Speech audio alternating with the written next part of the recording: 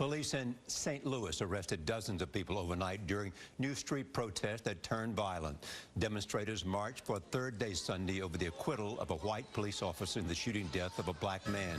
Former St. Louis officer Jason Stockley Friday was found not guilty. He'd been charged with first-degree murder in the killing of Anthony Lamar Smith in 2011. Paige Hulsey of our CBS affiliate KMOV is in downtown St. Louis. Paige, good morning. Good morning. Later today, protesters are expected to come here to Union Station in downtown St. Louis. Sunday's protest through the streets of downtown started peacefully with about 2,000 people marching.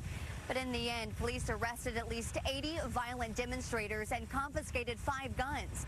The police chief is insisting those responsible for the violence and vandalism will be prosecuted to the fullest extent of the law. Overnight in St. Louis, tensions between the police department and protesters escalated into violent confrontation. Hundreds of officers outfitted in riot gear patrolling alongside armored vehicles filled the streets opposite demonstrators. Video appears to show police pepper spraying protesters while on the ground. Acting Police Commissioner Lawrence O'Toole. We're in control. This is our city, and we're going to protect it. Police say some demonstrators vandalized local businesses and attempted to injure responding officers.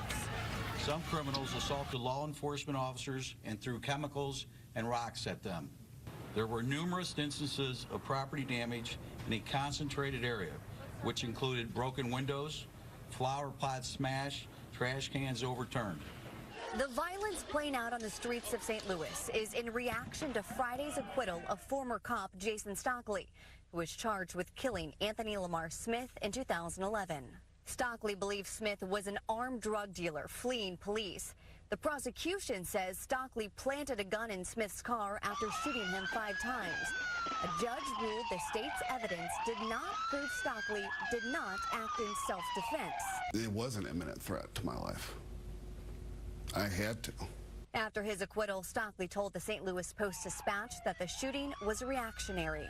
It feels like a burden is lifted, but the burden of having to kill someone never really lifts. Another round of protests are expected today. St. Louis Mayor Lyda Krewson is stressing any destruction of the city will not be tolerated. Nora? All right, Paige, thank you so much.